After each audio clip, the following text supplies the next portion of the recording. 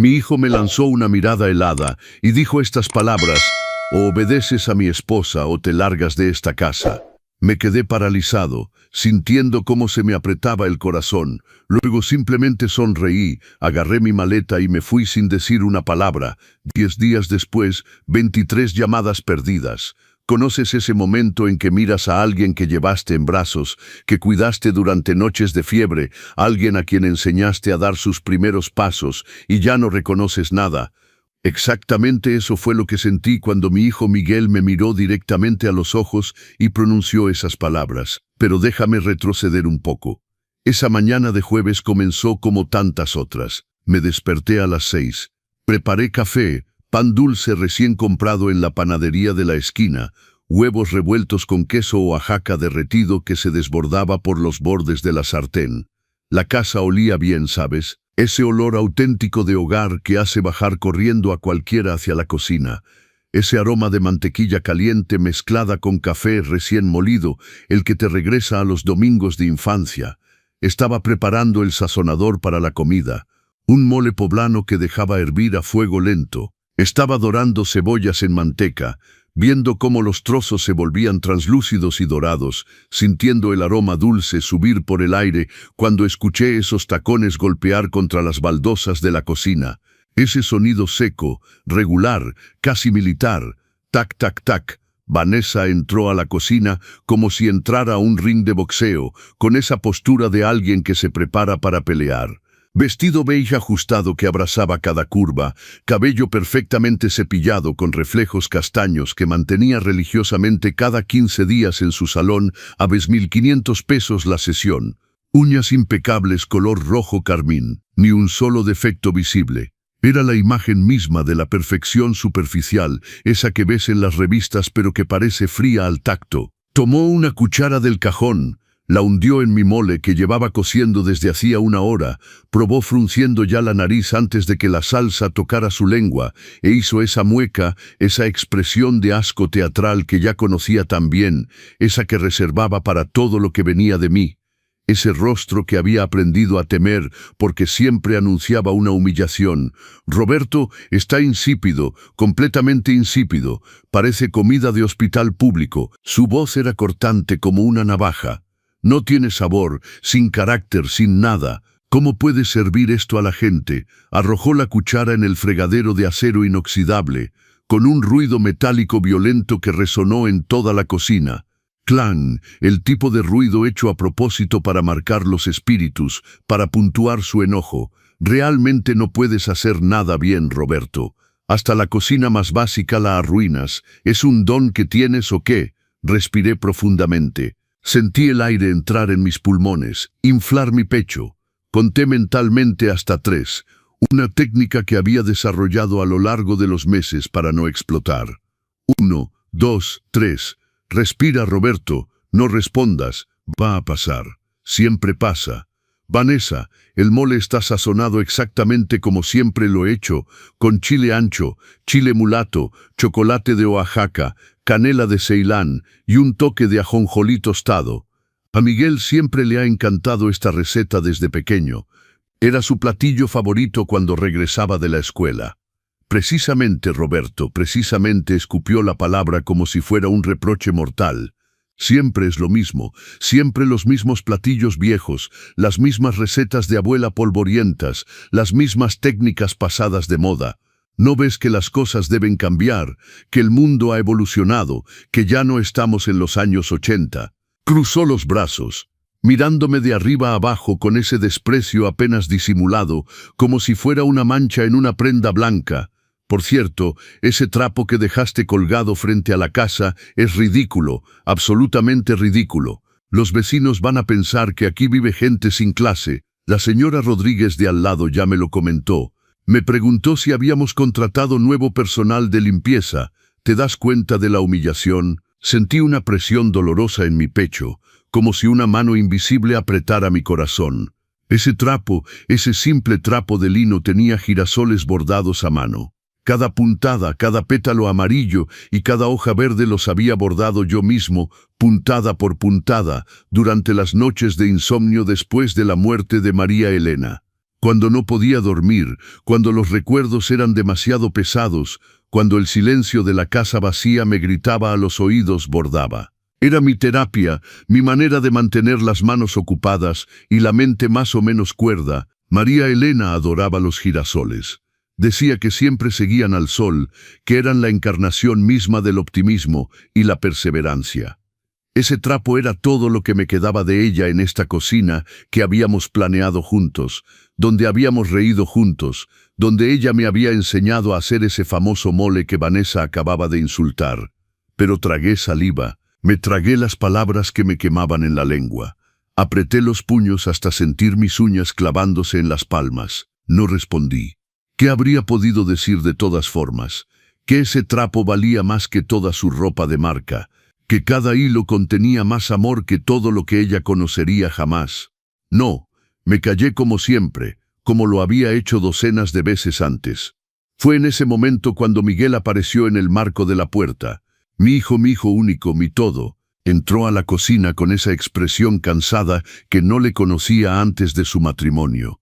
Ojeras profundas cavaban bajo sus ojos, casi violetas bajo la luz de la mañana.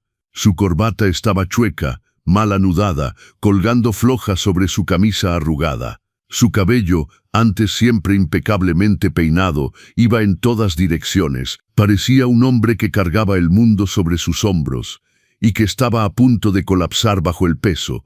Ni siquiera me miró correctamente. Sus ojos apenas rozaron mi rostro antes de posarse en Vanessa, como si ella fuera un imán y él un pedazo de metal impotente. Solo miró a su esposa, quien instantáneamente adoptó esa voz infantil y quejumbrosa, ese tono de niña caprichosa que reservaba para sus momentos a solas con él, pero que ya no dudaba en usar frente a mí, como si yo ya no estuviera realmente ahí, como si me hubiera vuelto invisible, un simple mueble, un elemento del decorado. Mamor, ya no aguanto más, de verdad ya no aguanto más. Su voz temblaba con una emoción falsa perfectamente calibrada. No soporto seguir viviendo así, en esta tensión permanente, en esta atmósfera tóxica. Tu padre no respeta nuestro espacio, no respeta mis cosas, no respeta mis decisiones, no respeta mis necesidades. Actúa como si todavía fuera dueño de todo aquí, como si fuéramos invitados en su casa, como si le debiéramos todo. Es insoportable, Miguel. Estoy al límite, completamente al límite. Mi corazón comenzó a latir más fuerte. Pum, pum, pum, podía escucharlo resonar en mis oídos. Espera un momento, mi casa, mis cosas. Sentía la ira subir como una ola ardiente, desde mi vientre hasta mi garganta. Esta casa que había construido ladrillo por ladrillo, estas cosas que había comprado con mi dinero duramente ganado, este espacio que había creado con mis manos callosas y mi espalda rota. Miguel suspiró. Ese suspiro largo y exasperado de alguien que está cansado de todo. Se pasó la mano por el rostro fatigado, cerrando los ojos durante algunos segundos, como si buscara el valor o la paciencia en un tanque ya vacío, y dijo con voz monótona, casi mecánica, «Papá, tenemos que resolver esto ahora. Ya llegamos al punto de quiebre, al punto de no retorno». Abrió los ojos y me miró con una dureza que no le conocía. «O dejas de ser terco.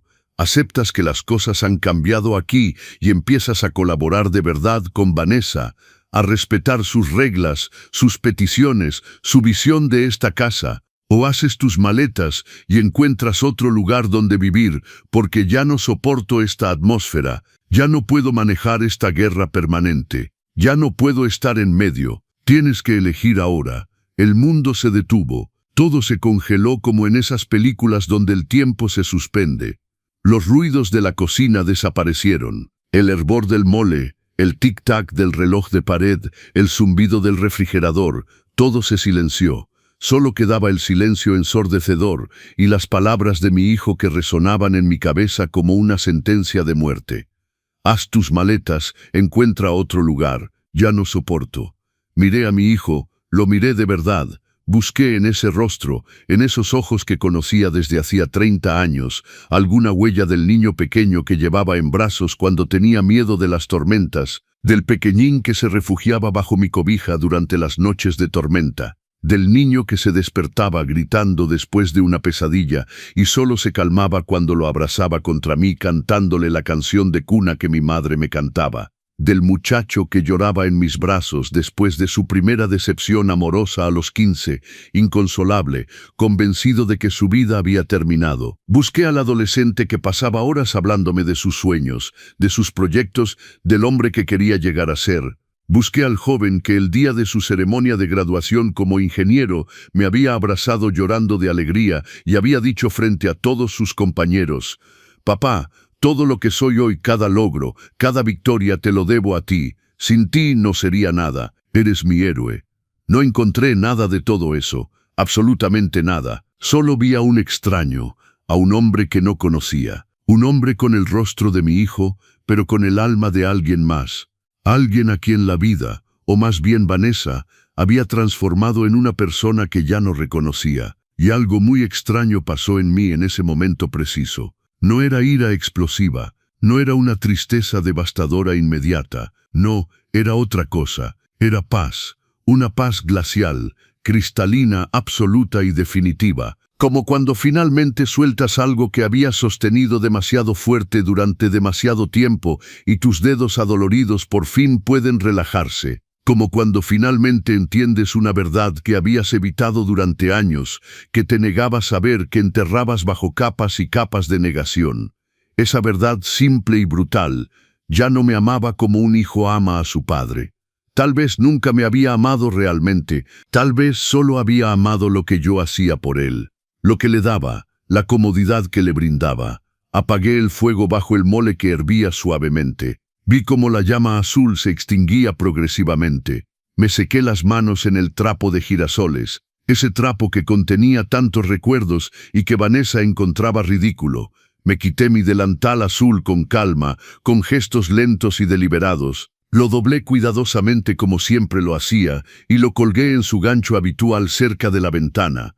Y sonreí, una pequeña sonrisa. No era una sonrisa de alegría, ni siquiera una sonrisa sarcástica. Era la sonrisa de alguien que acaba de tomar la decisión más importante, más difícil y más liberadora de su vida. La sonrisa de alguien que sabe exactamente lo que va a hacer y que ya no tiene miedo de las consecuencias. «De acuerdo, Miguel». Mi voz salió firme, sorprendentemente firme, más firme de lo que imaginaba posible en un momento así. María Elena habría estado orgullosa de mí. «De acuerdo, tienes razón. Es tiempo». Sus ojos parpadearon, visiblemente desestabilizados por mi reacción calmada. Creo que esperaba protestas, súplicas, lágrimas, negociaciones desesperadas. «Papá, yo», comenzó, pero no lo dejé terminar. «No, Miguel, tienes toda la razón. Las cosas han cambiado». Asentí con la cabeza con calma. «Voy a subir a recoger mis cosas». Subí al piso superior. Cada escalón me parecía más ligero que el anterior, como si me estuviera librando de un peso invisible con cada paso. Mis piernas no temblaban, mis manos no temblaban, mi corazón latía tranquilo, regular. Escalón tras escalón subía hacia mi liberación. En mi habitación, esa que Vanessa ya había planeado transformar en vestidor de lujo con espejos hechos a medida y estantes iluminados para sus cientos de pares de zapatos. Abrí mi armario y saqué la maleta de debajo de la cama, mi vieja maleta de cuero café, la que había viajado conmigo durante 40 años. Es curioso cómo inconscientemente, sin realmente admitírmelo, la había preparado hacía 3 días. Como si una parte de mí supiera que este momento llegaría, como si mi subconsciente ya hubiera aceptado lo que mi corazón todavía se negaba a admitir. Empaqué solo lo esencial, mi ropa favorita, no toda, solo la que realmente importaba, mis documentos importantes que guardaba en un sobre Manila, mi acta de nacimiento, la de Miguel, el acta de defunción de María Elena, mi libreta familiar, todos los papeles de la casa, la foto enmarcada de María Elena y yo el día de nuestra boda, ambos sonriendo frente al registro civil, ella con un vestido blanco sencillo que había cosido ella misma y yo con mi primer traje. El rosario de madera de olivo de mi madre, el que había traído de su peregrinación a la Basílica de Guadalupe cuando yo tenía 10 años. El libro de recetas manuscrito de María Elena con todas nuestras recetas familiares escritas con su hermosa letra redonda. mi reloj que mi padre me había regalado para mis 20 años. Dejé atrás todo lo demás, todos los muebles que había comprado, todos los objetos que había acumulado, todas las decoraciones que había elegido con amor, todo lo que no cabía en una vida que recomienza desde cero, todo lo que pertenecía al pasado, porque no puedes construir un nuevo comienzo arrastrando todo el mundo viejo sobre tu espalda. Bajé con mi maleta rodando detrás de mí sobre el piso de encino que había lijado y barnizado. Yo mismo hacía 12 años. Clac, clac, clac, clac, hacían las ruedas. Miguel estaba parado en medio de la sala, congelado como una estatua, la tez pálida, casi gris. Creo que en ese momento comenzaba a darse cuenta de lo que realmente estaba pasando. Creo que finalmente nunca había imaginado que me iría de verdad, que era un farol, un intento desesperado de hacerme obedecer. Pensaba que me derrumbaría, suplicaría, prometería cambiar, haría todo lo que quisiera. Pero no, me iba de verdad. Vanessa, instalada cómodamente en el sofá blanco que había impuesto en lugar de mi viejo sofá color vino, hojeaba una revista de decoración tratando de ocultar una sonrisa victoriosa, pero yo la veía. Veía ese pequeño rictus satisfecho en la comisura de sus labios. Había ganado, finalmente me había echado. La casa era suya ahora, o al menos eso creía. Me detuve en la puerta de entrada, puse mi mano sobre la manija de cobre que había instalado yo mismo. Miré alrededor una última vez lentamente, tomándome el tiempo de grabar cada detalle en mi memoria. Cada rincón de esta casa contaba mi historia. Las baldosas de la cocina de Talavera que había elegido una por una durante un viaje a Puebla con María Elena. Cada azulejo seleccionado por su color único, sus matices ligeramente diferentes. La ventana de la sala que había agrandado para dejar entrar más luz, porque a María Elena le encantaba la luz natural. El piso de encino macizo que había colocado tabla por tabla durante 3 meses, arrodillado, con las manos sangrando por las noches de tanto que dolía el trabajo. El jardín que había plantado piedra por piedra, flor por flor, árbol por árbol, los fines de semana durante años, transformando un terreno baldío en un pequeño paraíso. Las paredes que había pintado, la instalación eléctrica que había renovado, la plomería que había modernizado. Cada centímetro cuadrado de esta casa llevaba mi huella, mi sudor, mi sangre, mis sueños. Miré a Miguel una última vez. Nuestros ojos se cruzaron y por primera vez en 60 años de vida, por primera vez desde su nacimiento, no sentí esa necesidad visceral, casi animal, de proteger a mi hijo de todo. Esa necesidad que me había impulsado durante 34 años a sacrificarme, a olvidarme de mí, a darlo todo sin pedir nunca nada a cambio. No, lo que sentí fue lástima, una lástima profunda y triste. Lástima por este hombre que no sabía lo que acababa de perder. Lástima por este hombre que pensaba haber ganado cuando acababa de perderlo todo. Cuida bien la casa, Miguel. Mi voz era tranquila, casi suave. Vas a necesitarla. Frunció el ceño, confundido, sin entender realmente lo que quería decir. Papá, ¿qué es lo que...? Pero no esperé a que terminara su frase. Abrí la puerta. El sol de la tarde de junio golpeaba fuerte en mi rostro. Cálido, luminoso, vivo. La calle Insurgentes estaba silenciosa a esa hora. Los vecinos estaban en el trabajo, los niños en la escuela. Solo el canto de los pájaros y el susurro ligero de las hojas de los árboles en la brisa de verano. Caminé hasta la esquina de la calle, arrastrando mi maleta detrás de mí sobre la banqueta de cemento. Cada paso me alejaba de mi prisión. Cada paso me acercaba a mi libertad.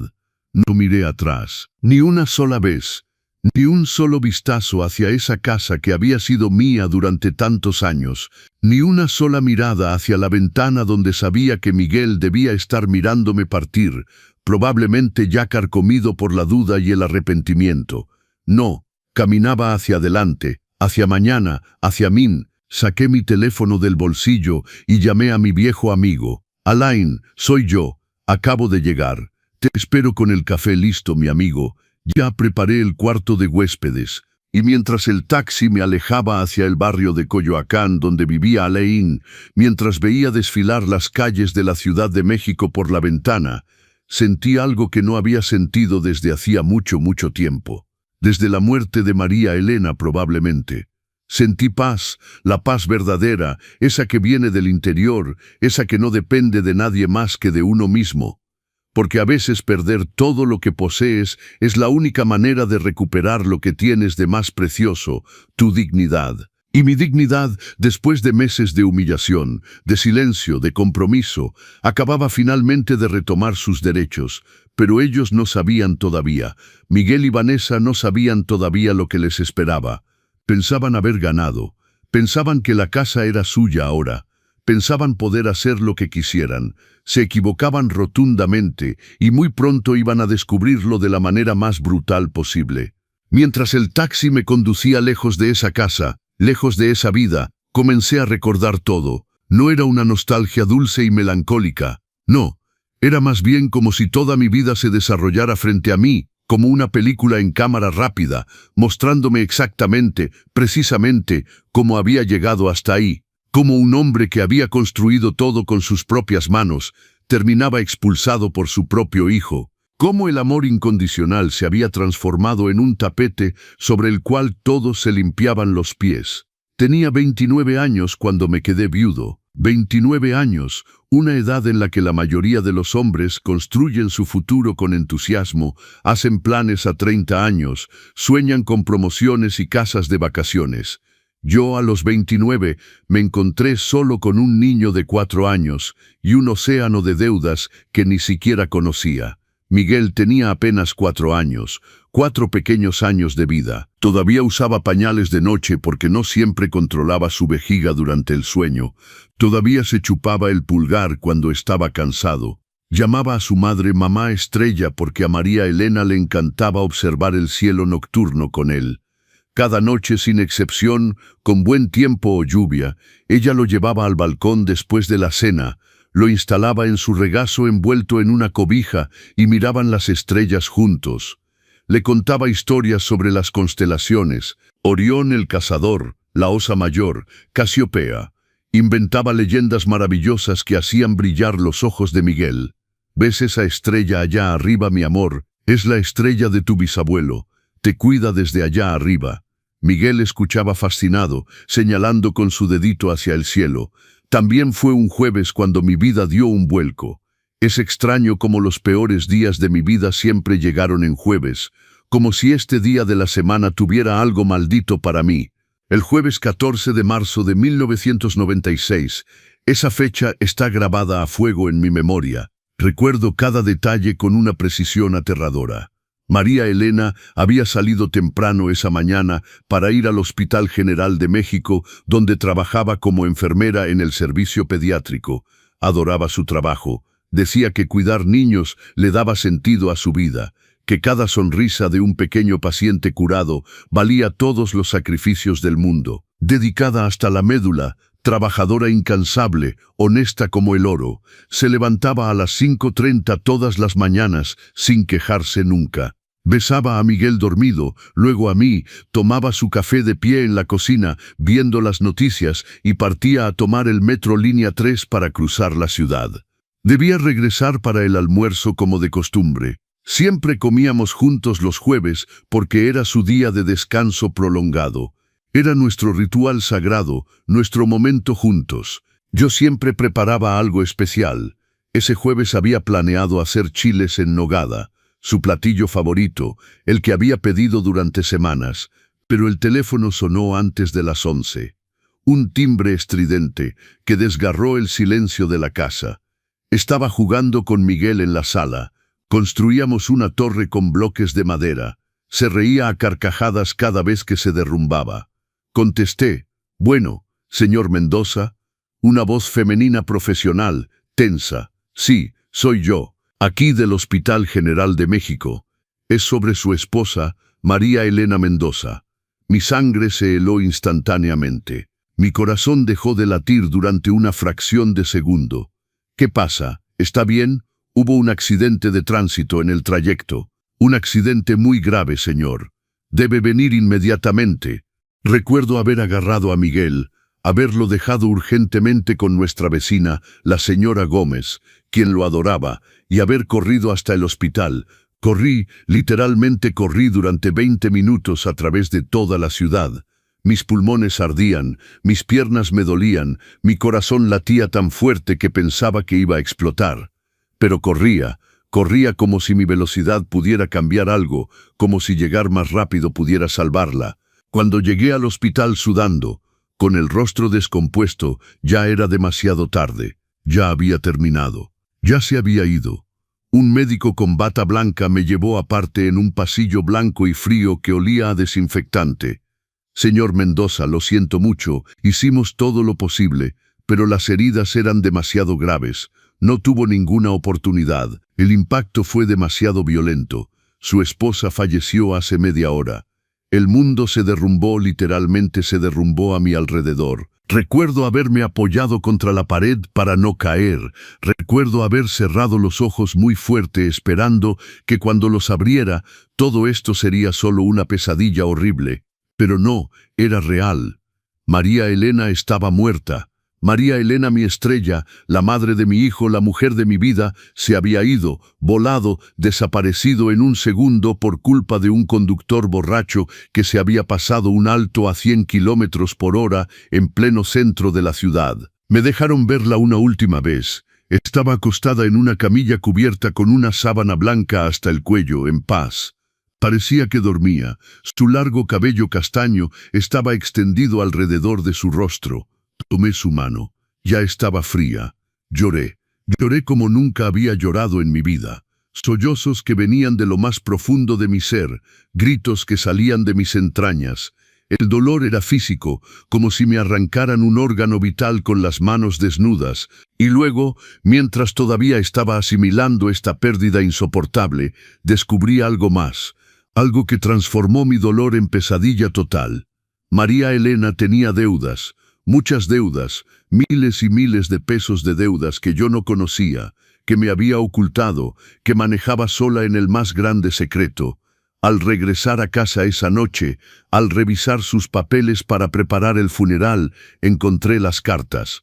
Cartas de cobranza, notificaciones de mora, amenazas de demanda, créditos al consumo contratados para pagar las facturas que mi salario no alcanzaba a cubrir. Préstamos personales para los cuidados médicos de su madre enferma que vivía en Veracruz. Retrasos en pagos que se acumulaban. María Elena había tomado todo sobre ella, había manejado todo sola, había ocultado todo para no preocuparme, para protegerme. Se estaba ahogando financieramente desde hacía meses en silencio, con una sonrisa, sin pedirme ayuda nunca. Total, 180,000 pesos de deuda. El equivalente a 1 año y medio de mi salario en esa época. Una montaña insuperable, un Everest financiero. De repente, brutalmente, ya no era solo un joven viudo destrozado por el dolor. Era un joven viudo destrozado por el dolor, endeudado hasta el cuello, con un niño pequeño de 4 años que criar solo, sin familia cercana para ayudarme. Mis padres habían fallecido cuando yo tenía 20 años, también en un accidente automovilístico, sin red de seguridad, nada más que mis propias manos y mi propia voluntad de sobrevivir. ¿Sabes qué haces cuando el piso se derrumba completamente bajo tus pies? Cuando el abismo se abre y estás cayendo en el vacío, aprendes a volar, aprendes a construir en el aire. No tienes opción, es eso o morir, y tenía a Miguel.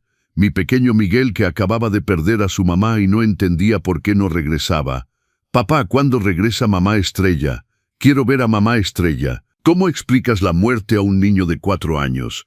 ¿Cómo le dices que su madre nunca volverá a arroparlo, nunca más le cantará canciones, nunca más lo tomará en sus brazos? Encontré trabajo en una empresa de construcción. Trabajo físico, duro, agotador. Cargaba sacos de cemento de 40 kilos todo el día. Cavaba zanjas, montaba andamios, vaciaba concreto. Mis manos, que antes eran las de un empleado de oficina, se volvieron callosas, ásperas, agrietadas. Mi espalda comenzó a dolerme permanentemente. Pero trabajaba sin cesar porque debía pagar esas deudas y alimentar a mi hijo. Pero un solo empleo no era suficiente. Para nada. Entonces por las noches, después de recoger a Miguel de la guardería, después de haberlo alimentado, bañado, arropado en su cama, después de haberle leído un cuento y cantado la canción de cuna que María Elena cantaba, Después de asegurarme de que dormía profundamente, bajaba al sótano de nuestro pequeño departamento y trabajaba la madera. Fabricaba muebles sobre pedido, mesas, sillas, estantes, libreros. Reparaba objetos rotos, restauraba muebles antiguos, construía pequeñas estructuras a medida para la gente del barrio. Mi reputación creció. Los pedidos se multiplicaron. El boca a boca funcionaba. Dormía 4 horas por noche, a veces 3, a veces 2 cuando los pedidos se acumulaban. Me levantaba a las 4 de la mañana para trabajar otra hora en el sótano antes de que Miguel se despertara. Cuando Miguel comenzó el kinder en la escuela primaria Benito Juárez, tomé proyectos de construcción adicionales los fines de semana. 3 obras por día, de lunes a sábado. El domingo estaba consagrado únicamente a Miguel. Era sagrado. Íbamos al parque, andábamos en bicicleta, construíamos castillos de arena, vivíamos, reíamos. Intentaba compensar la ausencia de María Elena, siendo 2 veces más presente emocionalmente. Por las noches, después de acostar a mi hijo, elaboraba planos para proyectos de carpintería. Dibujaba, calculaba, ordenaba la madera, preparaba mis herramientas. Mis manos estaban tan callosas que ya casi no sentía el dolor cuando me cortaba o me golpeaba. Se había vuelto normal. El sufrimiento físico se había vuelto mi cotidianidad. Pero nunca paré, nunca, ni un solo día, ni una sola hora, porque tenía un objetivo, uno solo, darle a Miguel la vida que merecía, la vida que María Elena habría querido para él. Eso duró 16 años. 16 largos años a ese ritmo infernal. 16 años despertándome en la oscuridad completa, el cuerpo adolorido, los músculos agarrotados, la espalda en llamas. 16 años durmiéndome exhausto sobre mi mesa de trabajo, un cincel todavía en la mano. 16 años ahorrando cada centavo, cada peso, cada moneda. Guardaba todo en una lata de galletas de metal que escondía bajo el colchón, porque no confiaba en los bancos que cobraban comisiones por todo. Restaurante, jamás. Ropa nueva para mí, solo cuando la vieja estaba completamente agujereada e irrecuperable. Vacaciones, la palabra no existía en mi vocabulario. Un simple helado en el parque para mí, nunca. Veía a Miguel comer el suyo con un placer que me llenaba más que cualquier postre. Pero Miguel nunca le faltó nada. Nunca. Uniforme escolar siempre limpio, impecable, planchado. Todo el material escolar necesario y hasta más. Los mejores cuadernos, los mejores útiles. Loncheras equilibradas en su mochila todos los días. Tortas, chocolate, frutas, yogurt. Estudiaba en la escuela privada Instituto Cultural Tampico, una excelente institución, porque yo trabajaba para el director a cambio de una reducción sustancial en las colegiaturas. Cada sábado por la mañana iba a reparar, construir, renovar algo en la escuela. Una puerta que no cerraba bien, estantes para instalar en la biblioteca, un estrado para construir en el salón de actos. A cambio, Miguel se beneficiaba de la mejor educación posible. Tenía ropa nueva cada inicio de clases, zapatos de calidad, una bicicleta para su cumpleaños, juguetes en Navidad. No montañas de juguetes, pero siempre algo especial que realmente deseaba. Un Game Boy cuando todos sus amigos tenían uno, un balón de fútbol oficial, una consola PlayStation años después. Me privaba de todo para que él tuviera lo que necesitaba, lo que soñaba. Y durante todos esos años, durante esos 16 largos años de sacrificio total, ahorraba peso por peso, billete por billete. Contaba mis ahorros todos los meses en la cocina después de que Miguel se acostaba. Sacaba la lata de metal de su escondite. Extendía los billetes sobre la mesa. Los contaba, los recontaba, y cada vez que el total aumentaba, aunque fuera muy poquito, lloraba. Lloraba suavemente, silenciosamente, de alivio, de agotamiento, de esperanza también. Lloraba pensando en María Elena, que habría estado orgullosa de mí. Lloraba pensando en el futuro que estaba construyendo para Miguel.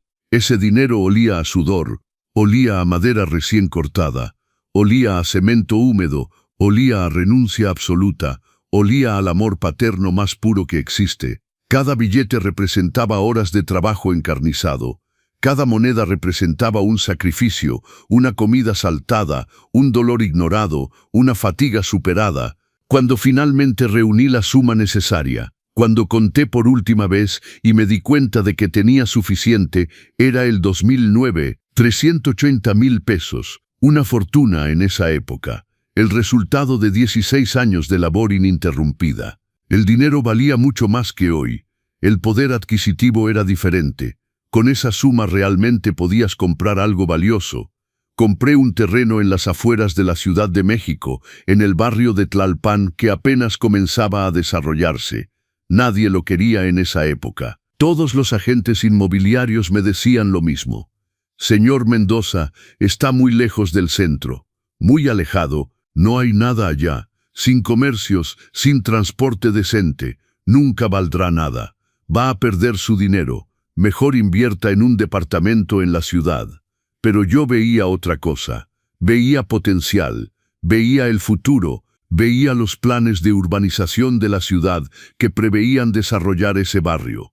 Veía la nueva línea de Metrobús que estaba en proyecto. Veía las escuelas que iban a construirse. Veía lo que los otros no veían todavía. Y tenía razón. Siempre tuve buen instinto para estas cosas.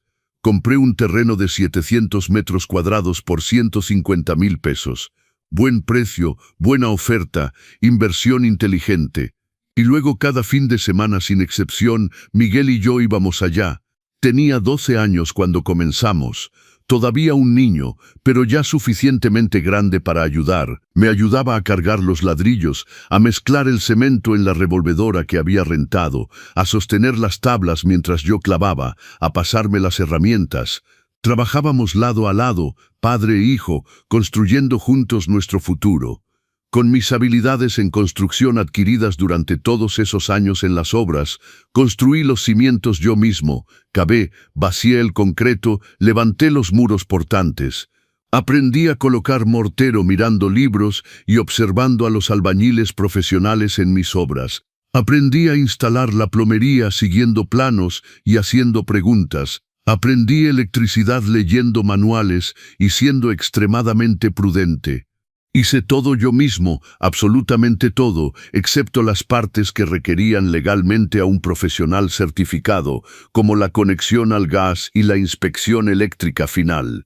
Mis manos, ya tan callosas después de 16 años de trabajo encarnizado, se volvieron aún más ásperas, aún más dañadas, agrietadas profundamente, endurecidas como cuero. Mis uñas siempre estaban sucias, siempre rotas, siempre negras de tierra y cemento.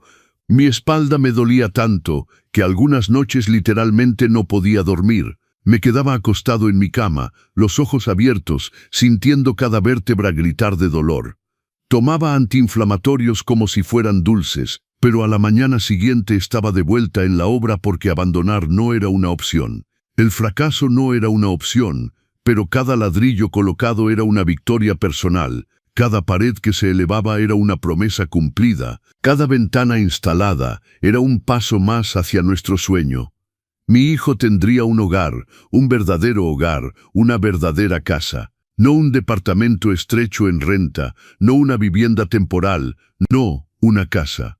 Su casa, nuestra casa. Me tomó 5 largos años terminar completamente. 5 años sudando bajo el sol abrasador del verano chilango. 5 años congelándome bajo la lluvia helada del invierno. 5 años mezclando cemento hasta tener los brazos en llamas. 5 años pintando las paredes con precisión maniática. 5 años lijando, barnizando, ajustando, perfeccionando cada detalle, porque esta casa debía ser perfecta. Debía durar 100 años, debía ser sólida como un búnker y bella como un palacio. Cuando finalmente nos mudamos a esa casa en junio de 2014, Miguel tenía 19 años y toda la vida por delante. Acababa de ser aceptado en el Instituto Politécnico Nacional para estudios de ingeniería. Era brillante, primero de su clase, mención honorífica en el bachillerato. Un muchacho inteligente, trabajador, respetuoso, educado, mi obra, mi orgullo, mi razón de vivir. El día de la mudanza, cuando cruzamos el umbral de la puerta de entrada por primera vez como propietarios, Miguel me abrazó en el paso de la puerta.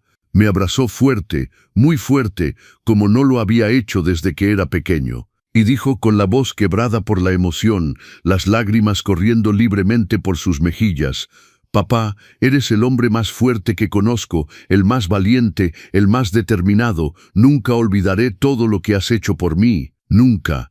Aunque pasen 100 años, aunque sea viejo, siempre recordaré todos tus sacrificios, todo lo que soportaste para darme esta vida. Te lo prometo, papá, te lo prometo solemnemente».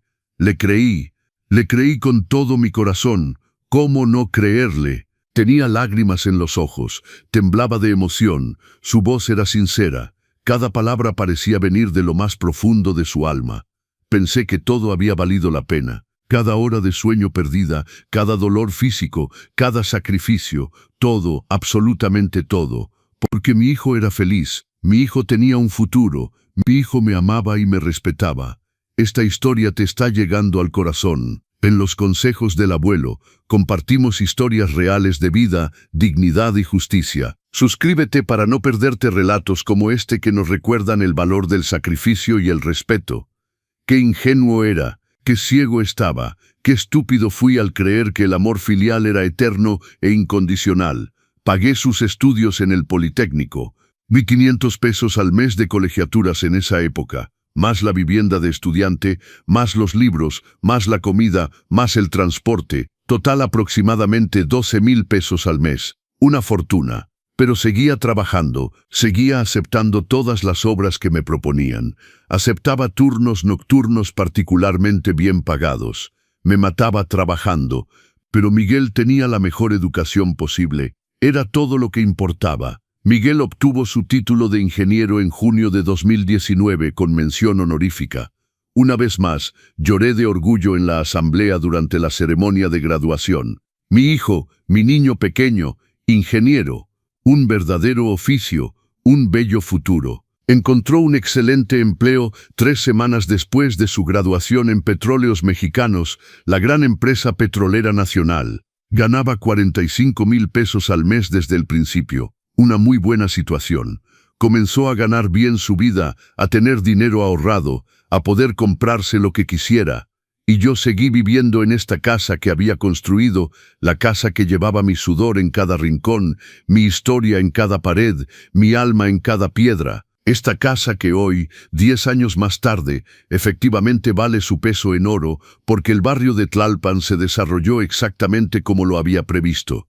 Los comercios llegaron, el transporte mejoró, el metrobús se construyó, las escuelas abrieron, el valor inmobiliario explotó.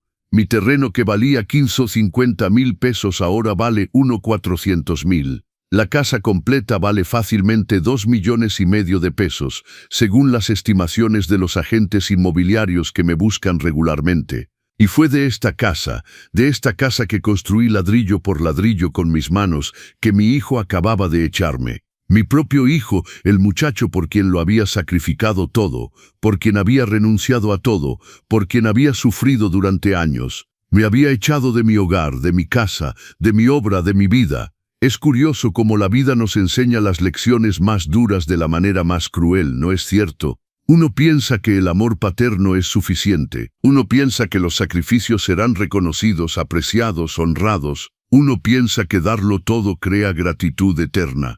¡Qué error monumental! ¡Qué ingenuidad patética! Pero Miguel no sabía todavía una sola cosa que había guardado en silencio durante todos estos años, una información crucial que nunca había compartido con nadie. Esta casa tenía un secreto cuidadosamente guardado, jurídicamente blindado, notarialmente registrado, un secreto que iba a cambiarlo todo en los próximos días. Un secreto que iba a transformar su victoria aparente en pesadilla total. Y muy pronto, en algunos días apenas, iban a descubrirlo de la manera más brutal y humillante posible. Vanessa entró en nuestras vidas un sábado de julio de 2021, un sábado ardiente donde el termómetro marcaba 37 grados a la sombra. Recuerdo exactamente la ropa que llevaba ese día. vestido brillante color coral que moldeaba sus formas como una segunda piel, tacones de aguja demasiado altos para una simple parrillada familiar relajada en el jardín. Al menos 12 centímetros. ¿Cómo podía caminar con eso? Un perfume tan fuerte, tan penetrante, tan químico que podías olerlo desde lejos. A 5 metros antes de que llegara, ya sabías que se acercaba. Una nube de perfume a 800 pesos el frasco que agredía las narices. Miguel la había conocido en un evento de empresa organizado por Pemex 4 meses antes. Una gala de fin de año donde todos los empleados y sus parejas estaban invitados. Regresó esa noche cerca de medianoche con ojos brillantes como estrellas, hablando sin parar, incapaz de callarse, sobreexcitado como un adolescente. Papá, conocí a una mujer increíble esta noche, absolutamente increíble. Es inteligente, ¿sabes? Realmente inteligente. Trabaja en marketing de lujo. Y bella, papá. Tan bella que todos los hombres la miraban. Y talentosa. Habla 4 idiomas con fluidez. 4. Español, inglés, francés, italiano. Ha viajado por todo el mundo. París, Milán, Nueva York, Tokio. Tiene una vida fascinante. Y me escogió a mí. ¿Te das cuenta? Entre todos esos hombres, me eligió a mí para platicar toda la noche. Sonreí escuchando a mi hijo soltar su entusiasmo. Por supuesto que sonreí. Estaba feliz por él. Mi hijo estaba enamorado. ¡Qué cosa tan bella! ¿Qué padre no quiere ver a su hijo enamorarse, descubrir las mariposas en el estómago, conocer esa euforia magnífica de los inicios? Es maravilloso, Miguel, de verdad. Me da gusto por ti. La invité a cenar el próximo sábado. Aceptó. Papá, te va a encantar. Estoy seguro. Es perfecta, absolutamente perfecta. Perfecta. Esa palabra ya resonaba como una advertencia en mi cabeza. Las personas perfectas no existen. Las personas que parecen perfectas siempre ocultan algo. Pero no dije nada. No quería arruinar su felicidad. No quería ser el padre aguafiestas que advierte contra todo y cualquiera. Cuando vino a cenar por primera vez ese sábado de julio, trajo una botella de vino excepcionalmente cara. Un tequila Don Julio 10,942 a 4,500 pesos la botella. Lo supe porque verifiqué el precio en línea más tarde. ¿Quién trae una botella de 4,500 pesos para una primera cena en casa de los padres de su nuevo novio? Alguien que quiere impresionar, alguien que quiere comprar tu buena voluntad, alguien que está jugando un papel. Y tenía una sonrisa. Dios mío, qué sonrisa. Radiante, deslumbrante, perfecta. Demasiado perfecta. Dientes de una blancura irreal, probablemente blanqueados profesionalmente cada 6 semanas. Labios carnosos, brillantes, rojos, una sonrisa que debía costar una fortuna en cuidados dentales y productos cosméticos. Una sonrisa aún más cara que el tequila. Una sonrisa calculada, estudiada, trabajada frente al espejo durante horas. Me dio un beso en la mejilla en la puerta. Se inclinó hacia mí con una gracia exagerada. Rozó mi mejilla con sus labios, sin realmente tocar mi piel. Me llamó Papá Roberto con esa voz excesivamente dulce, casi empalagosa. Esa voz de niña mimada que pide un dulce. Papá Roberto, qué placer conocerlo. Por fin, Miguel me ha hablado tanto de usted. Roberto por aquí, Roberto por allá. Su padre es esto, su padre es aquello. Debe ser un hombre absolutamente maravilloso, excepcional incluso, para haber criado a un hijo tan extraordinario como Miguel. De verdad es raro hoy en día, ¿sabe? Los buenos padres, los verdaderos padres, los padres presentes y amorosos. Usted es un tesoro, un verdadero tesoro. Quería creerlo, lo juro sobre la tumba de María Elena. Quería creer en esa sinceridad aparente.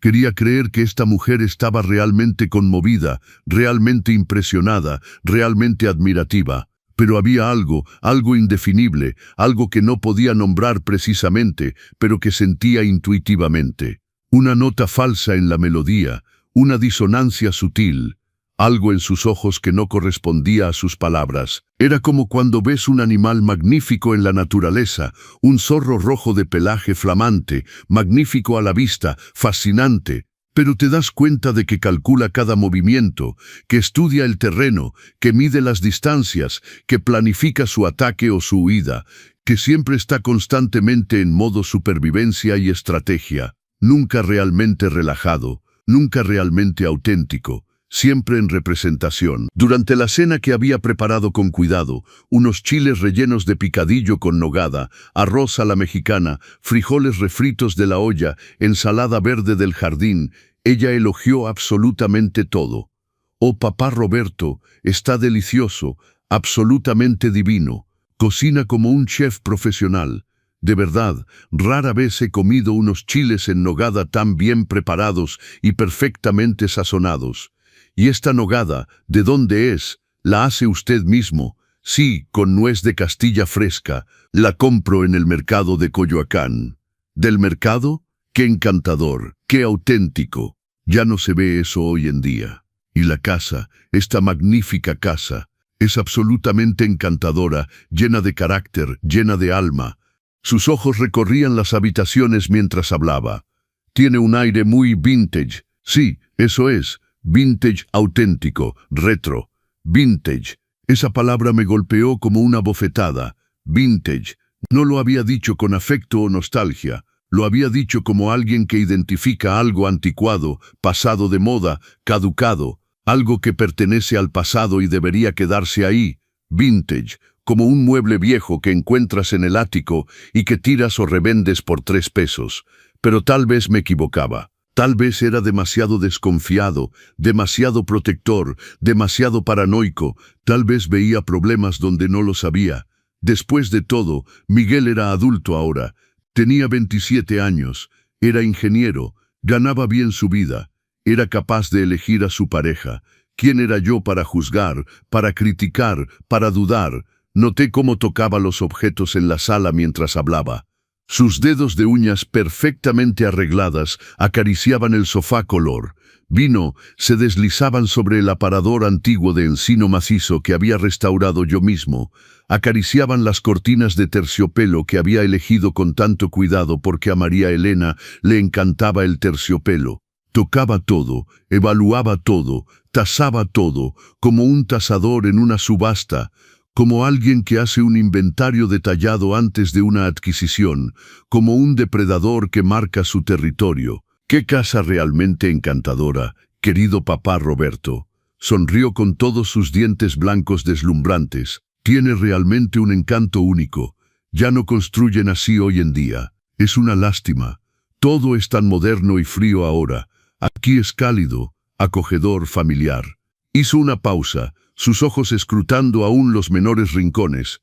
Por supuesto, algunas pequeñas modernizaciones no le harían daño. Pero la base es excelente, realmente excelente. Mucho potencial. Otra palabra que me heló la sangre. Potencial. Como si mi casa no estuviera ya completa, ya perfecta tal como estaba. Como si necesitara ser transformada, mejorada, modernizada, como si mi trabajo de 20 años fuera solo un borrador que había que corregir. Miguel no notaba nada, absolutamente nada.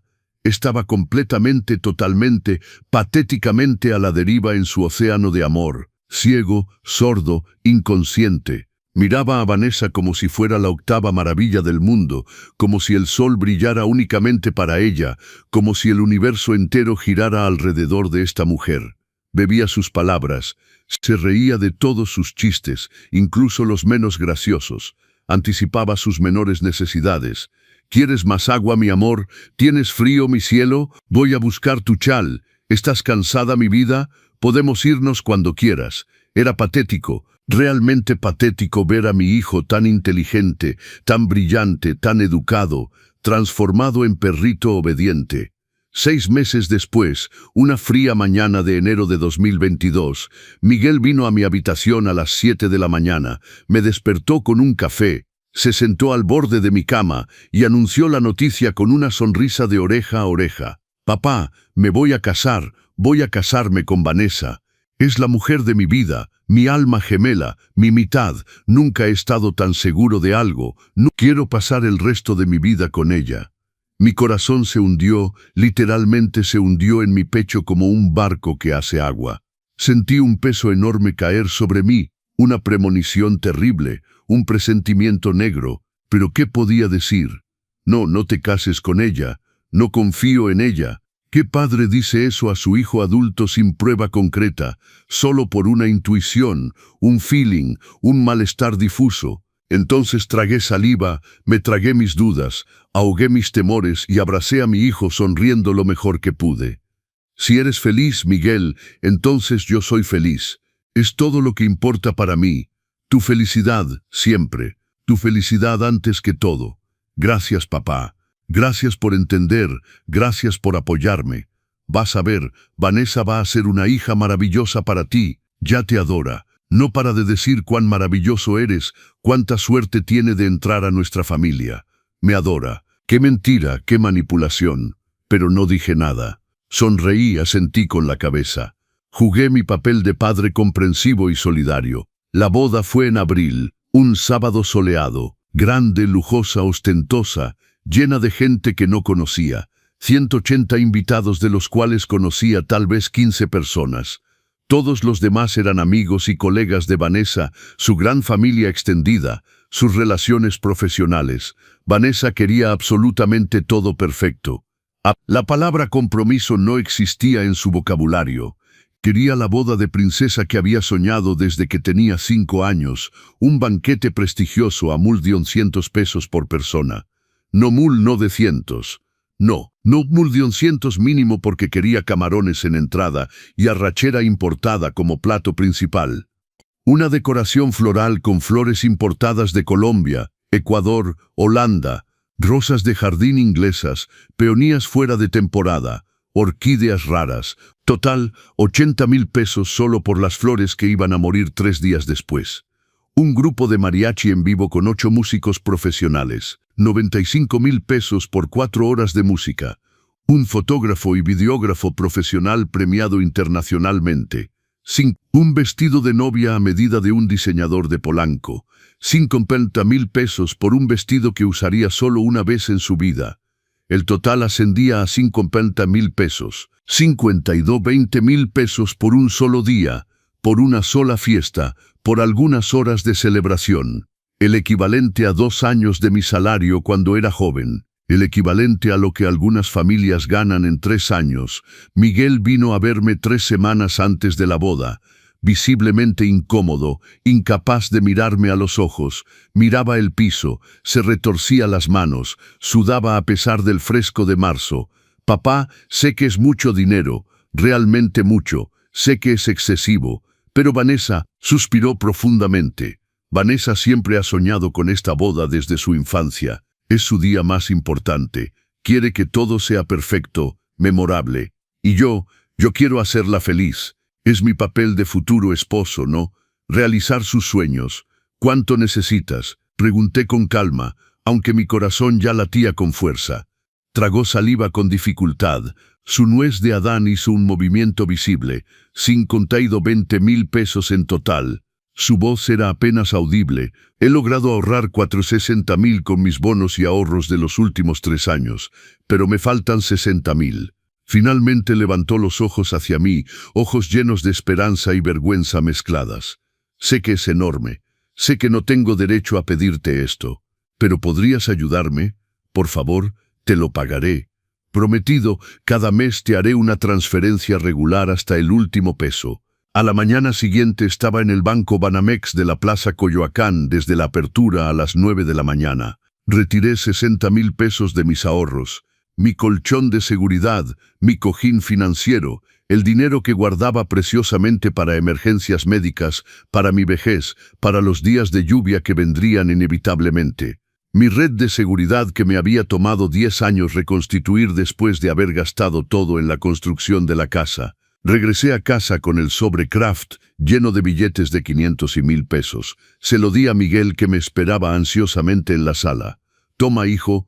Papá, su voz temblaba. Quiero verte feliz, Miguel. Es todo lo que importa. Tu felicidad es lo único que siempre ha importado. Me abrazó llorando como un niño. Papá, te voy a pagar, te lo juro, te lo prometo solemnemente. Cada mes, sin falta. Puedes contar conmigo. Nunca me pagó. Ni un solo peso. ni un solo centavo.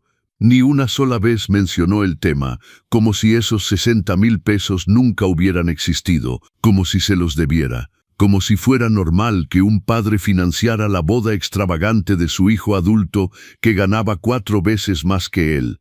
Pero era por su felicidad, ¿no? Por el día más bello de su vida. ¿Qué es el dinero comparado con la sonrisa de tu hijo? ¡Qué pendejada! ¡Qué estupidez monumental! ¡Qué ingenuidad patética de mi parte! En la boda, Vanessa estaba efectivamente radiante, deslumbrante incluso, una verdadera princesa de cuento de hadas, vestido en encaje francés con una cola de 4 metros que necesitaba 2 damas de honor para cargarla, velo sembrado de miles de perlas Swarovski cosidas a mano, maquillaje profesional impecable realizado por un maquillador famoso venido especialmente de Polanco, peinado elaborado con extensiones de cabello natural y flores frescas entrelazadas, joyas de diamantes prestadas por su abuela. Brillaba literalmente, brillaba bajo las luces como un árbol de Navidad. Yo, en mi traje azul marino simple comprado en Liverpool, en rebaja por 3.500 pesos, mi primer traje nuevo en 15 años, me senté en la segunda fila de la iglesia de San Juan Bautista. Segunda fila, no primera. La primera fila estaba reservada para los padres de Vanessa. Aparentemente, en su tradición familiar, los padres de la novia tenían el lugar de honor. Entonces me senté atrás, discretamente, humildemente. Vi a mi hijo casarse con esta mujer. Vi a Miguel decir sí con una convicción absoluta, una certeza inquebrantable. Vi a Vanessa decir sí con una sonrisa triunfante que me heló la sangre, y sequé discretamente algunas lágrimas que corrían a pesar de mí. No lloraba de alegría, no, lloraba de miedo, de premonición, de tristeza anticipada. Lloraba porque sabía en lo más profundo de mi ser que esta boda era un error monumental, que esta mujer iba a destruir a mi hijo, que iba a destruir nuestra relación, que iba a destruir todo. Pero ¿qué podía hacer? Nada, absolutamente nada. Solo ver el tren dirigirse hacia el muro y esperar estar equivocado. Spoiler, no me equivocaba, para nada. Incluso había subestimado la magnitud del desastre por venir. Los primeros meses después de la boda fueron relativamente tranquilos, engañosamente tranquilos. La calma antes de la tormenta, el silencio antes del huracán, vivían conmigo en la casa. Era lógico, ¿no? La casa tenía 4 habitaciones, suficiente espacio de sobra. Miguel había vivido aquí desde su nacimiento. ¿Por qué mudarse? ¿Por qué pagar renta en otro lugar cuando teníamos toda la comodidad aquí? Económicamente no tenía ningún sentido irse. Vanessa era educada durante esos primeros meses, casi agradable incluso. Ayudaba ocasionalmente con las tareas domésticas. No regularmente, no realmente, pero aparentaba. Cargaba a veces el lavavajillas, doblaba a veces la ropa, pasaba a veces la aspiradora en su habitación, y me elogiaba. Papá Roberto, este mole está absolutamente delicioso. Papá Roberto, ha hecho un trabajo magnífico en el jardín. Papá Roberto, gracias por recibirnos en su casa. Es realmente generoso. Pensaba que tal vez, solo tal vez, la había juzgado mal. Que tal vez era realmente una buena persona, que tal vez mis temores eran infundados, mis dudas injustificadas, mis preocupaciones exageradas, que tal vez era solo un viejo paranoico desconfiado de toda mujer que se acercara a su hijo. Entonces, lentamente, progresivamente, insidiosamente, las cosas comenzaron a cambiar. Tan lentamente que no lo noté realmente al principio, como agua que se calienta grado por grado. No notas cuando pasa de 23 a 24 grados, ni de 24 a 25, pero de repente te das cuenta de que el agua hierve y te estás cocinando vivo. Primero hubo los comentarios sutiles, esas pequeñas púas disimuladas como sugerencias amigables. Papá Roberto, ¿no cree que este mantel está un poco gastado? Se ve realmente usado. Podría tal vez reemplazarlo. Hay manteles tan bonitos modernos en Palacio de Hierro, no muy caros. Estas plantas en la terraza dan un aspecto un poco desordenado, ¿no cree? Un poco abarrotado, muy cargado. Menos es más, como se dice en diseño. Podría tal vez quitar algunas para crear un espacio más limpio, más zen. Luego vinieron las sugerencias más directas, las peticiones formuladas como evidencias absolutas. Miguel, cariño, realmente debemos modernizar esta casa. Absolutamente. Está tan anticuada, tan noventera. Tus clientes vienen a veces aquí para reuniones de trabajo en casa, ¿no? Debemos presentar una imagen más profesional, más contemporánea, más acorde con tu estatus de ingeniero senior. Sentí cada palabra como un pequeño corte invisible pero terriblemente doloroso, como cortes de navaja que no sangran inmediatamente pero duelen más tarde, mucho más. Mi casa estaba anticuada, mi casa que había construido con amor, mi casa que reflejaba mis gustos, mi historia, mi alma, anticuada, no suficientemente buena, indigna del estatus de mi hijo. Y luego, un domingo por la mañana de septiembre de 2022, 6 meses después de la boda, escuché una conversación que nunca debí escuchar. Una conversación que me abrió los ojos brutalmente. Estaban en su habitación, la puerta estaba entreabierta, pasaba por el pasillo con una canasta de ropa limpia que acababa de planchar. Su ropa que yo lavaba, planchaba, doblaba gratuitamente porque era amable, porque quería ayudar. La voz de Vanessa sonaba irritada, molesta, exasperada. Miguel, esta casa parece un museo polvoriento, un museo de muebles viejos, sin gracia y sin ningún estilo. Decoración completamente anticuada de los 90. Ese sofá color vino horrible. ¿Cómo puedes soportar vivir así en este decorado deprimente? Me congelé en el pasillo, completamente congelado como una estatua. Mi corazón dejó de latir durante un segundo. Sostenía la canasta de ropa limpia, todavía caliente de la secadora, recién sacada del tendedero donde había secado al sol. Su ropa que acababa de pasar 2 horas planchando meticulosamente. Miguel rió. Rió, mi hijo rió. No una risa alegre, una risa incómoda, avergonzada, cómplice. Ay, mi amor, a mi padre le encantan estas cosas viejas anticuadas. Ya sabes cómo son las personas de su generación. Se apegan sentimentalmente a objetos que ya no tienen ningún valor. Tienen valor sentimental para él. Es todo lo que les importa, los recuerdos, el pasado y todo eso. El valor sentimental no paga las cuentas, Miguel. La voz de Vanessa era cortante como una navaja, y ciertamente no impresiona a nadie. Tus colegas, tus superiores, tus clientes potenciales que vienen aquí, ¿qué piensan cuando ven este interior completamente anticuado? Piensan que no tienes gusto, ningún sentido estético. ¿Qué dice eso de ti profesionalmente? Sentí mi pecho apretarse dolorosamente, como si una mano invisible comprimiera mi corazón, pero no me moví. No dije nada.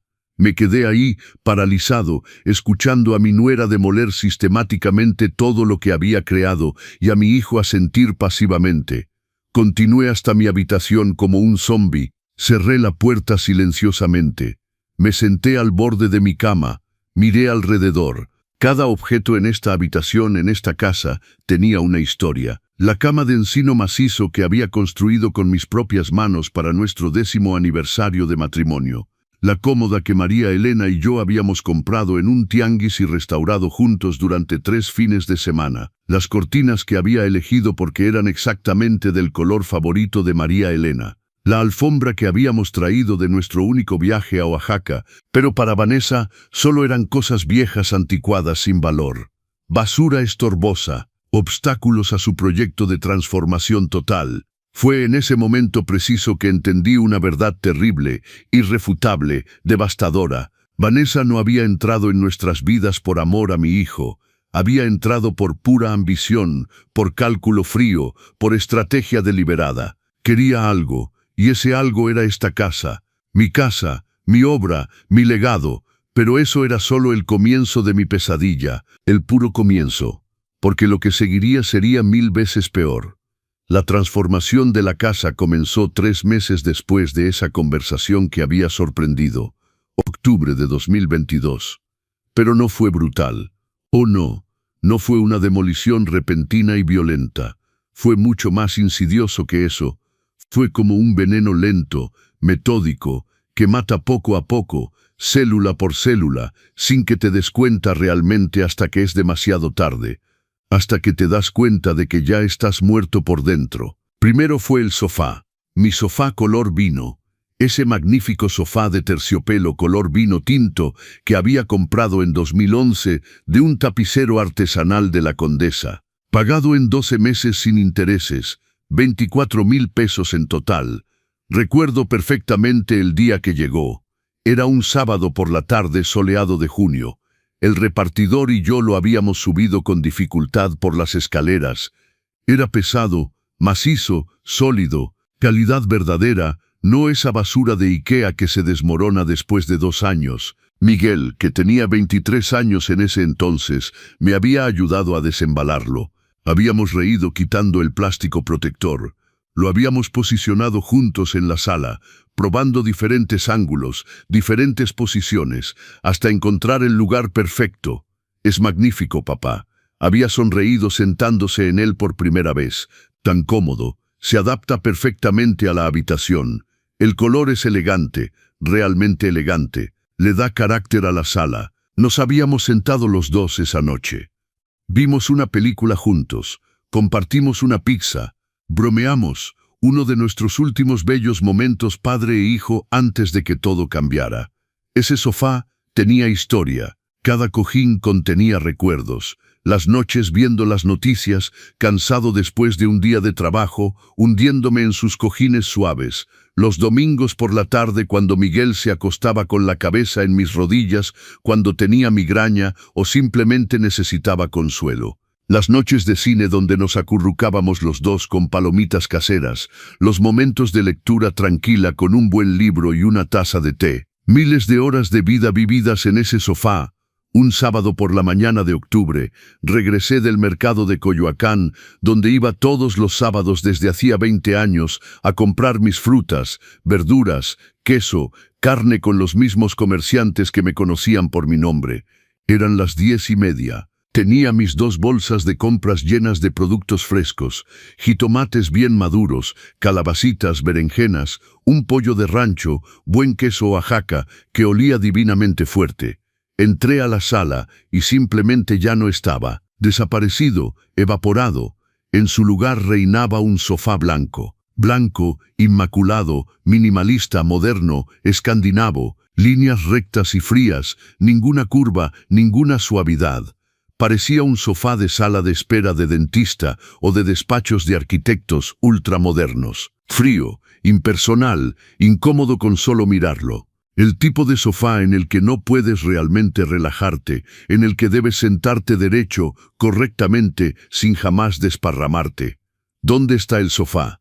Mi voz salió temblorosa a pesar de mis esfuerzos por mantener la calma. Mi sofá, el que estaba aquí esta mañana cuando me fui. Vanessa estaba sentada en el sillón cerca de la ventana, deslizando en su iPhone último modelo, uñas rojo vivo deslizándose perezosamente sobre la pantalla táctil. Ni siquiera se dignó a levantar los ojos, ni siquiera una mirada, como si fuera invisible, como si fuera un fantasma. A eso lo dimos al cuñado de mi prima Sandrine. Lo necesitaba para su sótano acondicionado. Estaba tan contento de recuperarlo gratis. Continuó deslizando, siempre sin mirarme. Era demasiado viejo de todas formas, completamente anticuado, cursi incluso. Este color vino, francamente, nos creíamos en los 90. Este es mucho mejor, más moderno, más elegante, más contemporáneo. La casa por fin puede respirar, como si mi sofá estuviera sofocando la casa, como si yo estuviera sofocando mi propia casa con mis gustos, mis elecciones, mi misma existencia. Miguel entró en ese momento preciso, cargando varias bolsas de compras del supermercado Soriana, marcas caras que nunca compraba, productos orgánicos carísimos, agua mineral embotellada cuando teníamos buena agua del grifo. ¿Te gusta, papá? Sonrió como si fuera lo más normal del mundo. Vanessa lo escogió. Está muy de diseño, ¿no? Muy moderno, muy limpio. Realmente cambia el ambiente de la habitación. Quería gritar. Quería chillar con todas mis fuerzas. Quería decir que ese sofá tenía una historia, que lo había pagado con mi dinero duramente ganado, que cada noche me sentaba en él pensando en María Elena, que era el lugar donde Miguel venía a refugiarse cuando me necesitaba. Quería decirles que no se tiran los recuerdos de las personas sin pedirles su opinión, que no se roban los objetos de otros para regalarlos como si fueran basura sin valor. ¿Pero qué salió de mi boca? Sí, está bonito. Una mentira patética, cobarde, miserable, porque tenía miedo. Miedo de crear un conflicto, miedo de decepcionar a mi hijo, miedo de perder la única familia que me quedaba. Entonces mentí, sonreí, asentí como un idiota, como un débil. Ese sofá era frío, tan frío, no solo físicamente, aunque el cuero blanco sintético era efectivamente helado al tacto. No, era frío emocionalmente, sin alma, sin historia, sin vida. Nunca más me senté realmente cómodamente en él. Me posaba del borde cuando estaba obligado, pero nunca me sentí en casa. La semana siguiente fue el turno de mi taller de carpintería, mi santuario, mi refugio, mi espacio sagrado. Había transformado la habitación más pequeña de la casa, la de 8 metros cuadrados en el segundo piso, en un pequeño taller personal. Mis herramientas cuidadosamente organizadas y clasificadas por función en un panel perforado que había instalado en la pared. Mis serruchos, mis cepillos, mis formones, mis martillos, mis desarmadores, todos en su lugar. Regresé de una cita médica con mi cardiólogo, control de rutina anual, cerca de las 3 de la tarde un miércoles. La puerta de mi taller estaba cerrada con llave, bloqueada desde el exterior con un candado completamente nuevo que nunca había visto. Un gran candado de acero cromado que brillaba al sol. Toqué la puerta. Toc, toc, toc. ¿Hay alguien? ¿Por qué esta puerta está cerrada? Silencio. Luego pasos en la escalera.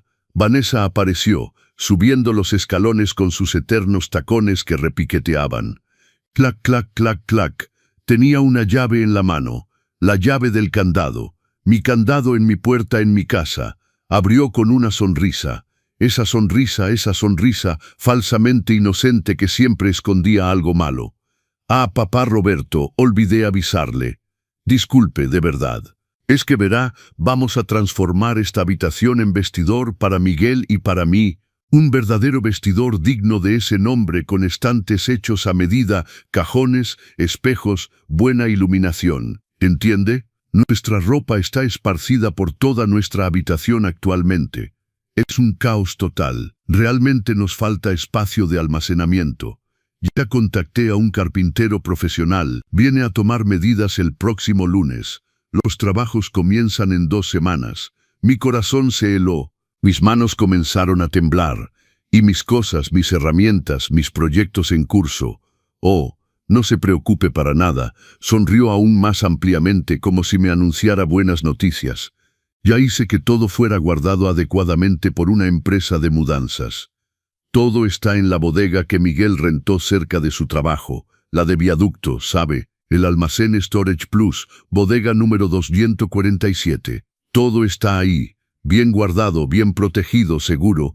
Podrá acceder cuando quiera. Bodega, mis recuerdos, mi trabajo, mi identidad, mi razón de vivir, encerrados en una caja de metal de 3 metros por 3 en una zona industrial gris de Iztapalapa. Accesible únicamente en carro a 25 minutos de camino, con código de acceso, horarios de apertura restringidos, cuota de renta mensual de 1,800 pesos. Nunca más trabajé la madera después de eso. Nunca más. Los proyectos en curso quedaron inacabados en la bodega 247 en Viaducto. La estantería para la biblioteca municipal nunca se terminó. El cofre de juguetes para el bebé Rodríguez nunca se acabó. La mesa de centro de encino macizo quedó medio tallada, congelada en el tiempo como mi felicidad. Luego fueron las plantas, mi jardín, mi orgullo, mi obra de 15 años de paciencia y amor. Había cultivado cada planta con cuidado meticuloso, atención de todos los instantes. Los rosales trepadores que había plantado cuando Miguel tenía 12 años, ahora magníficos con rosas rojas profundas que perfumaban todo el jardín en junio. 17 plantas en total, variedades antiguas, Pierre de Ronsard, New Dawn, Madame Alfred Carrier, las bugambilias que venían de esquejes dados por mi vecino y amigo el señor Ramírez antes de su muerte hace 5 años. Me las había dado en su lecho de muerte en el hospital. Roberto, amigo mío, quiero que tomes mis bugambilias, plántalas en tu jardín. Así, una parte de mí seguirá floreciendo en tu casa. Había llorado al plantarlas. Cada verano cuando florecían magníficamente moradas y fucsias, pensaba en mi viejo amigo, me sentaba junto a ellas, les hablaba a veces. Buenos días, señor Ramírez. Ve cómo sus bugambilias están hermosas este año, las hortensias azules que bordeaban el camino, las lavandas que perfumaban, el jazmín estrellado que trepaba a lo largo de la pérgola, las dalias multicolores. 15 años de jardinería, 15 años de amor, 15 años de vida. Regresé del mercado un sábado por la mañana de noviembre. Hacía frío. Las primeras heladas estaban anunciadas. Había comprado paja para proteger mis rosales para el invierno, como lo hacía religiosamente cada año desde hacía 15 años. Todo había sido arrancado. Todo, absolutamente todo. Ni un solo rosal, ni una sola bugambilia, ni una sola lavanda, nada, solo tierra desnuda removida, pisoteada, hoyos abiertos donde vivían mis plantas, raíces cortadas que todavía sobresalían del suelo como cadáveres mutilados. En su lugar, piedras decorativas blancas, cantos rodados blancos y grises dispuestos en patrón geométrico perfecto. Líneas rectas, ángulos de 90 grados, suculentas plantadas en macetas de concreto cúbicas dispuestas simétricamente, fríamente, artificialmente. Mi jardín vivo, colorido, perfumado, caóticamente bello, había sido transformado en exposición de diseño minimalista, muerto, estéril, sin alma. Me quedé parado frente a esta desolación, la paja inútil en las manos, incapaz de moverme, incapaz de respirar.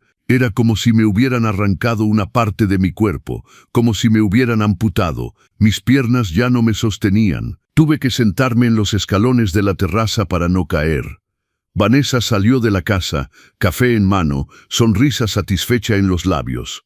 «Ah, ya vio, está magnífico, ¿no? Mucho más limpio, más puro, más moderno, más de diseño». Hizo un gesto amplio con su mano arreglada. Antes estaba tan desordenado, abarrotado, demasiados colores, demasiadas plantas, se veía realmente descuidado, daba una impresión de abandono. Ahora está estructurado, organizado, contemporáneo, los vecinos van a estar impresionados. Mis plantas, mi voz era apenas un murmullo, mis rosales, las bugambilias del señor Ramírez, 15 años de trabajo. Oh, no sea tan dramático, Roberto rió. Solo eran malezas invasivas. Ocupaban demasiado espacio, demasiado mantenimiento, demasiado trabajo. Ahora es fácil de mantener. Algunos barridos de vez en cuando para quitar las hojas muertas. Es todo, práctico, funcional, inteligente. La jardinería está tan pasada de moda. Ahora es el minimalismo. Menos es más. Malezas. Mis rosales antiguos eran malezas. Las bugambilias de mi amigo muerto eran malezas. 15 años de mi vida eran malezas para arrancar y tirar. Pero lo peor de todo, lo que me rompió definitivamente, lo que cruzó la línea roja absoluta, fue la desaparición de la guitarra de María Elena. La guitarra de María Elena, una magnífica guitarra acústica Yamaha que había comprado con su primer sueldo de enfermera a los 23 años. La adoraba. Tocaba todos los domingos por la tarde. Se sentaba en la sala, Miguel bebé en su regazo, y cantaba canciones suaves, canciones de cuna, clásicos mexicanos, José Alfredo Jiménez, Juan Gabriel, Agustín Lara. Su voz no era profesional, pero era cálida, sincera, llena de amor. Después de su muerte, había guardado esta guitarra como una reliquia sagrada.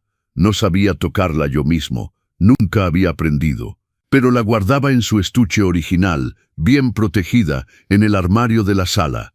A veces, tarde por la noche, cuando la soledad se volvía insoportable, cuando los recuerdos me sumergían, abría el estuche, miraba la guitarra, tocaba suavemente las cuerdas que producían notas discordantes, sentía el olor de la madera envejecida, del barniz antiguo, y durante algunos minutos me sentía cerca de ella, la imaginaba sentada ahí, guitarra en las rodillas, sonriendo, cantando, y eso me daba la fuerza para continuar un día más. Era todo lo que me quedaba de ella físicamente, su último rastro material, su último aliento capturado en ese objeto. Un día de diciembre, abrí el armario para verla. El estuche ya no estaba. Desaparecido, esfumado, Vanessa, llamé con voz ya temblorosa porque ya sabía, ¿dónde está la guitarra? La guitarra de María Elena. Estaba en la cocina preparando su smoothie verde diario en la licuadora de 6,000 pesos que se había comprado. El ruido de la licuadora era ensordecedor. Apagó el aparato. Eso. La doné a una asociación de beneficencia que colecta instrumentos musicales para niños desfavorecidos. La isla de los instrumentos, creo. Estaban encantados. Aparentemente estas viejas guitarras Yamaha tienen buena reputación. Un niño va a poder aprender música gracias a ella. Es hermoso, ¿no? Mucho mejor que quedarse ahí juntando polvo sin servir a nadie. El mundo se detuvo, completamente se detuvo. Mi corazón dejó de latir, mis pulmones se vaciaron de aire. No tenías derecho, mi voz temblaba de rabia, de dolor, de desesperación. No tenías absolutamente ningún derecho de tocar eso. Era la guitarra de María Elena, de mi esposa, de la madre de Miguel. Era sagrado. Encogió los hombros, literalmente encogió los hombros, como si fuera un detalle insignificante. Roberto, francamente, era solo una guitarra vieja polvorienta que ocupaba espacio inútilmente. Ocupaba un lugar precioso en el armario. Y usted ni siquiera toca. ¿Para qué sirve guardar un instrumento que nunca se usa? Es absurdo, es desperdicio de espacio. Ahora alguien va a realmente usarla. Es lógico, es racional. Era todo lo que me quedaba de ella. Las lágrimas ahora corrían libremente por mi rostro. Ya no las retenía. Ya no podía, todo. Oh, pare con su melodrama, por favor. Alzó los ojos con exasperación. Es solo un objeto material. María Elena no está en una guitarra. Los recuerdos están en su cabeza, en su corazón, no en objetos estorbosos. Debe aprender a soltar, a vivir en el presente, no en el pasado. Es malsano aferrarse así a las cosas viejas. Sentí mis piernas debilitarse, mis rodillas se doblaron. Tuve que apoyarme contra la pared para no desplomarme completamente. ¿Te indigna lo que está pasando? A nosotros también. En los consejos del abuelo creemos que las historias de nuestros mayores merecen ser escuchadas y respetadas. Dale like si crees que Roberto merece justicia y suscríbete para más historias que defienden la dignidad de nuestros abuelos. Las fotos antiguas de las paredes también desaparecieron algunas semanas después. Todas esas fotos enmarcadas de nuestra vida. María Elena y yo, recién casados. Miguel bebé en mis brazos. María Elena embarazada radiante. Nuestras vacaciones en Veracruz. Los cumpleaños. Las navidades. 30 años de recuerdos colgados en la pared del pasillo. Todo está digitalizado ahora, papá Roberto. Vanessa me mostró una memoria USB minúscula. Todo está aquí, en esta llavecita. Es mucho más práctico, más moderno. Puede ver las fotos en la computadora cuando quiera. Las paredes están mucho más limpias ahora, más puras. El pasillo parece 2 veces más grande, más práctico, más moderno, invisible, borrado, digitalizado, deshumanizado. Estaba siendo borrado de mi propia casa sistemáticamente, metódicamente, cruelmente, objeto por objeto, recuerdo por recuerdo, habitación por habitación. Y mi hijo no veía nada. O peor, veía y elegía deliberadamente ignorar. Por las noches, acostado en mi cama que ahora era lo único que me quedaba realmente, miraba el techo durante horas incapaz de dormir. Miraba alrededor y ya no reconocía nada. La casa que había construido se había vuelto un cascarón vacío, frío, blanco, impersonal, como una galería de arte contemporáneo, como un showroom de revista de decoración, bella tal vez a los ojos de algunos, pero muerta, sin alma, sin historia, sin mí. Me había vuelto un extraño en mi propia casa, un fantasma que rondaba pasillos que ya no le pertenecían, y lo peor, lo más terrible, lo más insoportable, es que eso era solo el comienzo, porque pronto, muy pronto, Vanessa iba a exigir más que mis cosas, más que mis recuerdos, más que mis espacios, iba a exigir mi dignidad. El cambio fue tan gradual, tan insidioso, que ni siquiera noté el momento exacto en que dejé de ser el propietario de mi propia casa para convertirme en el empleado doméstico no pagado. El sirviente, el criado, el todero explotable a merced. Todo comenzó con pequeñas peticiones, casi inocentes al principio, tan insignificantes que habría sido ridículo negarme. Papá Roberto, ya que va a lavar su vajilla, ¿podría lavar también nuestras tazas del desayuno? Roberto, si pasa por la farmacia, puede recoger mis medicamentos para la alergia. La receta está en el refrigerador. Papá, ¿puedes regar las nuevas plantas? Estoy desbordado en el trabajo. Por supuesto que lo hacía, obviamente. Siempre había sido del tipo servicial, del tipo que ayuda, del tipo que dice sí, es normal ayudar a la familia, es lo que hacen los padres, los buenos padres, los padres amorosos, pero las peticiones aumentaron poco a poco, imperceptiblemente, se multiplicaron, se transformaron en exigencia, en expectativa, en obligación no dicha pero absolutamente imperativa. Una mañana de enero de 2023, bajé a tomar mi café a las 6:30, como todas las mañanas desde hacía 40 años, y encontré un pedazo de papel en el refrigerador.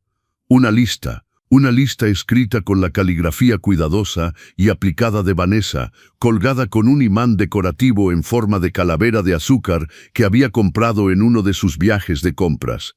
Roberto, 7 café preparado, 3 tazas, fuerte para Miguel, suave para mí. 7:30, desayuno en la mesa, pan dulce fresco, mantequilla, mermelada, frutas cortadas.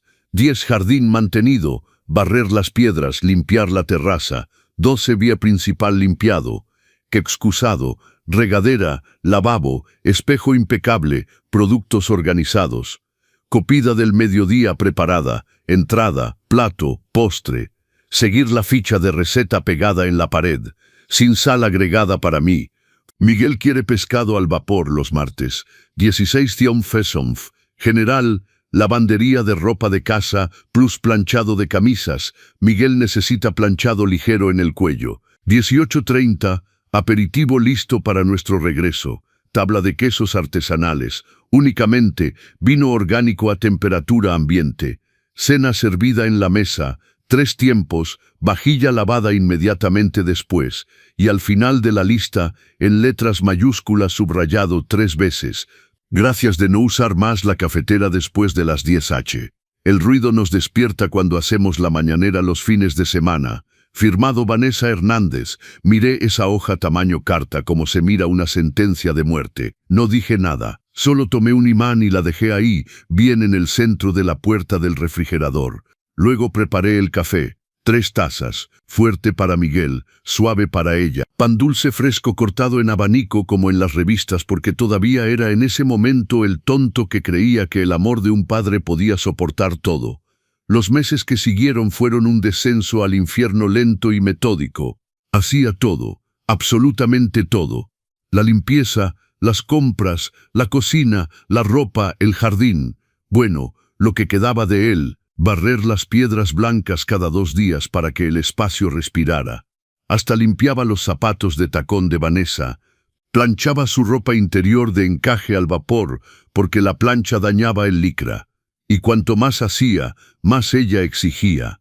Una noche me entregó un sobre. Adentro un contrato de trabajo. Uno real, con mi nombre en él. Empleado doméstico a domicilio. 35 horas semanales, salario, alojamiento gratuito, comidas. Quería que lo firmara. Reí por primera vez en años. Reí, una risa seca, sin alegría. Frunció el ceño. Es para oficializar las cosas, Roberto. Para que esté claro para todo el mundo. No firmé, pero seguí haciendo la limpieza. Y luego llegó ese jueves maldito, donde Miguel me miró a los ojos y me dijo: o obedeces a mi esposa, o te largas de esta casa. Y me fui. 10 días después, mi teléfono mostraba 23 llamadas perdidas de Miguel, 47 mensajes de WhatsApp, 12 correos electrónicos. No respondía ninguno. El día 11, hice una cita con el notario que había redactado el acta en 2018, porque sí, había un secreto. En 2018, cuando Miguel tuvo su primer contrato indefinido y todo el mundo hablaba de sucesión e impuestos, hice lo que se llama una donación con reserva de usufructo. Miguel se convirtió en nudo propietario.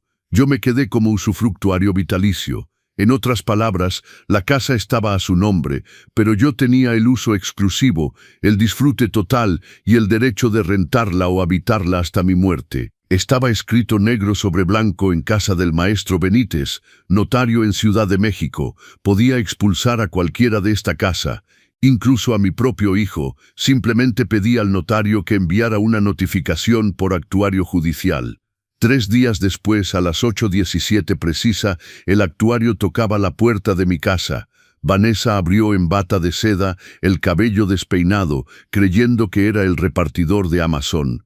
El actuario le entregó el sobre. Mandamiento de desalojar las instalaciones bajo 72 horas, propietario usufructuario, señor Roberto Mendoza. Miguel llamó, gritó, lloró, suplicó. Lo dejé hablar 3 minutos, luego dije con calma, me dijiste que eligiera, elegí mi dignidad, y colgué. 2 meses después, la casa fue rentada a una asociación que acoge familias guatemaltecas refugiadas, 6 adultos, 8 niños, contrato de 3 años, renta moderada, causa humanitaria, depósito de garantía cobrado por mi cuenta. Miguel y Vanessa tuvieron que mudarse de urgencia a un departamento de 2 recámaras de 47 metros cuadrados en Nesa. Ella hizo una depresión, él perdió 15 kilos. Vendieron el BMW para pagar la renta. Yo vivo en un pequeño departamento luminoso cerca del bosque de Chapultepec. Retomé la carpintería. Compré una guitarra Yamaha idéntica a la de María Elena. Toco mal, pero toco. Y todos los primeros del mes recibo una transferencia de la asociación con el concepto Renta Casa Tlalpan. Tomo mi café mirando los árboles y sonrío. Porque a veces la más bella de las venganzas es vivir feliz cuando aquellos que te quebraron descubren finalmente lo que se siente estar en la calle. A veces la justicia no viene de los tribunales. Viene de los papeles que firmaste 20 años atrás, pensando en proteger a tu hijo, sin saber que algún día esos mismos papeles te protegerían de él. Miguel me llamó la semana pasada. Era su cumpleaños número 30. No contesté, pero le mandé un mensaje. Feliz cumpleaños, hijo. Espero que hayas aprendido que las casas se construyen con manos, pero los hogares se construyen con respeto. Cuida bien a Vanessa. Fue lo que elegiste. Yo elegí mi dignidad, y si algún día entiendes la diferencia, sabrás dónde encontrarme.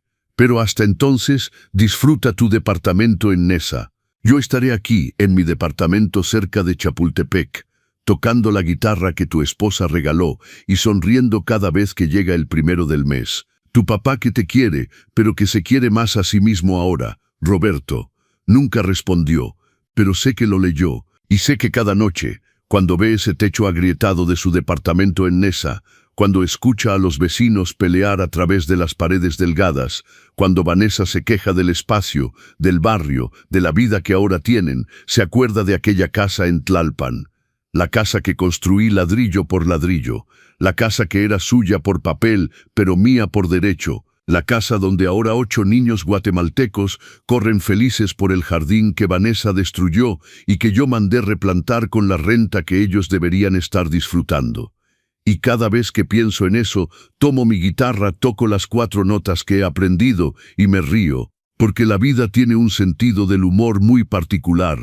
Le das todo a alguien y cuando te lo quitan, descubres que siempre tuviste el poder de quitárselo de vuelta. Esta historia demuestra que nunca es tarde para recuperar tu dignidad.